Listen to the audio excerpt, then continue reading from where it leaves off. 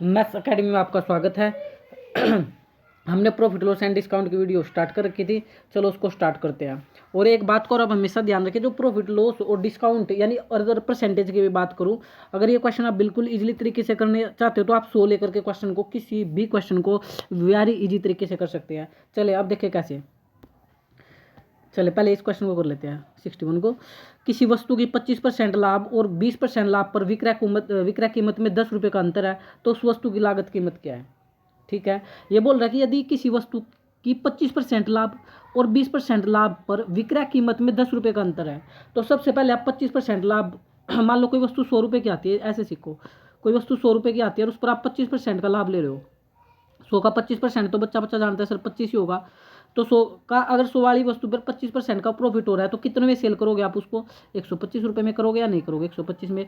फिर वही काम हुआ, फिर 100 रुपये की वही वस्तु जो आपने 100 रुपये का कॉस्ट प्राइस माना था, अब उस पर 20% का लाभ चाहते हो आप लोग। 20% का लाभ डायरेक्ट 100 पर कैलकुलेट करोगे तो 20 रुपये ही आएगा। तो अब कितने में सेल करोगे उसको? सर 120 रुपये में सेल करेंगे। ठीक है, अगर आपको 25% का प्रॉफिट हो रहा है तो 25 का लाभ हो रहा है, तो आप 125 में सेल कर दोगे। अगर आपको 20% का लाभ हो रहा है तो 20 रुपये का प्रॉफिट होगा, तो आप 120 में सेल कर दोगे। अब क्वेश्चन में तो वैल्यू गिवन है कि जो विक्रय कीमत है उसका अंतर 10 रुपये है। कितना है? 10 रुपये है। लेकिन हमारे अकॉर्डिंग देखो, पहले वस्तु कितने में बिक रही थी? ये तो हमारा क्या था? कॉस्ट प्राइस था। ये हमारा क्या आया था? Selling price. ये हमारा क्या था सर? कॉस्ट प्राइस हुई 100 रुपये, और ये हमारा क्या आया था? सेलिंग प्राइस आया था 120 रुपये। तो अब वस्तु में सेलिंग प्राइस में कितने का अंतर है? 5 रुपये का। कितने का है? पहले 125 की बिक रही थी, अब 120 की। क्वेश्चन में कितने का अंतर है? 10 रुपये का। तो 10 रुपये वाली वस्तु 10 रुपये का अंतर है, और हमारे हमारे अकॉर्डिंग 5 रुपये का अंतर है। हमसे क्या पूछ रहा है? उस वस्तु की लागत कीमत। तो लागत कीमत पूछ रहा है, तो लागत कीमत हमने कितनी मानी थी? 100 रुपये। 100 से मल्टीप्लाई करो, दो आंसर आपका आ जाएगा। 5 दूनी 10, तो 100 दूनी 200, तो आंसर कितना आएगा? राइट, 200 रुपये। तो कितने का कॉस्ट सेलिंग प्राइस था? कितने की उसकी लागत कीमत थी? सॉरी, कॉस्ट प्राइस कितने में खरीदा था उसको? 200 रुपये में। तो आपका राइट आंसर क्या आएगा? बी, 200 रुपये।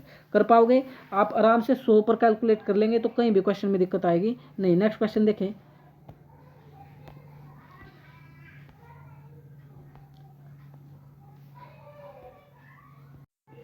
चलिए क्वेश्चन नंबर 59। किसी एक वस्तु को उस पर छपे हुए मूल्य पर 10% का एक बट्टा देकर बेचने से तो उस दुकानदार को 12% का लाभ होता है। पुस्तक के क्रय मूल्य और छपे हुए मूल्य का अनुपात ज्ञात कीजिए। क्रय मूल्य होता है कॉस्ट प्राइस और छपा मूल्य होता है मार्क प्राइस। इंग्लिश में मार्क प्राइस बोलते हैं, तो एमपी बोलते हैं। अभी यहाँ पर तो एक ही फार्मूला जो बच्चों को आना चाहिए, पहले तो मैं वही बताता हूँ। मार्क प्राइस का फार्मूला होता है 100 plus profit percent. 100 plus profit percent upon में 100 माइनस डिस्काउंट परसेंट, और इनटू में सीपी। ये हर बच्चा, गली का हर बच्चा जानता है इसको। आपको भी ये बिल्कुल आना चाहिए। ये तभी लगेगा जब आपको डिस्काउंट भी देगा, डिस्काउंट परसेंट ये रखा बट्टा, और जब आपको प्रॉफिट परसेंट देगा तब ये लगाना है। तो अब आप आराम से लगा सकते हो। मैं इसको तो साफ कर देता हूँ, स्पेस नहीं है मेरे पास इसलिए, लेकिन क्वेश्चन को हम कर लेते हैं। देखिए, तो मार्क प्राइस, ये रहा मार्क प्राइस एमपी।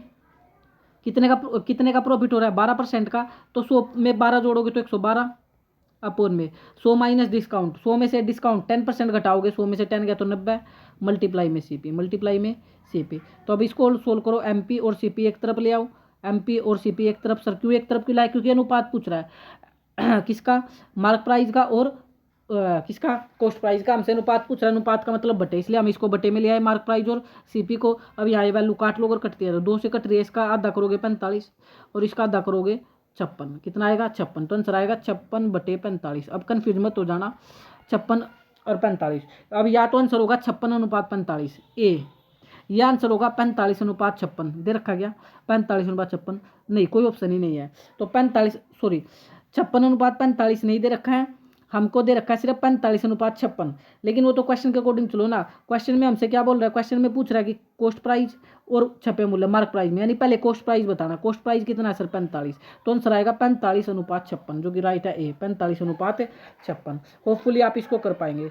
अगर आपको समझ आ रहा है तो आप इसको चैनल को सब्सक्राइब जरूर कर ले, वीडियो को आप शेयर कर दे। नेक्स्ट क्वेश्चन 60 की तरफ चलते हैं।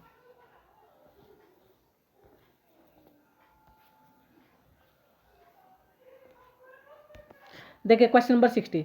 यदि किसी वस्तु की 10% और 10% की 2 क्रमवार मूल्य वृद्धि किस एक मात्र मूल्य वृद्धि के समतुल्य है, यानी एक समान बट्टा, 2 बट्टे देकर के आपसे उसका समतुल्य बट्टा पूछा जाता है। तो मैंने बोला 100 रुपये मान लो, कोई वस्तु 100 रुपये की थी, ठीक है, उस पर 10% का बट्टा आ गया। बट्टा तो लॉस होता है दुकानदार के लिए। 100 में से 10 घटाओ तो क्या फ्रैक्शन बचेगी, 90/100।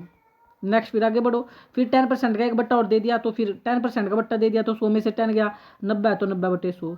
अब 100 से ये 100 काट दो और 100 से ये 100 काट दो, यानी 2 0 काट दो। तो अब कितना आ गया, निम्न 81। तो जो 100 वाली वस्तु थी अब वो आप 81 में बेच रहे हो। 100 वाली वस्तु को कितने बेच दिया बट्टा देने के बाद, 81 में। तो कितने का डिस्काउंट दे दिया, 100 में से 81 गया, 90%। 90% यानी 90%। 90% इज द करेक्ट आंसर। एक सेकंड भाई, गलत बोल रहा हूँ। 100 में से 80 गया, 20 में से गया 19% आना चाहिए ना।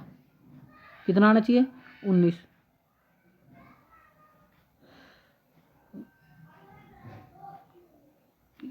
एक मिनट, सॉरी, ये हमने कैलकुलेशन ही गलत कर दी भाई।